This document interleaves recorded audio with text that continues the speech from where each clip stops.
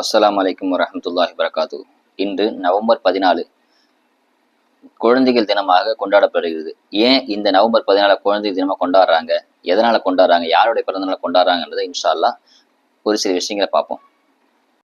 Assalamu alaikum. Today, Children's Day.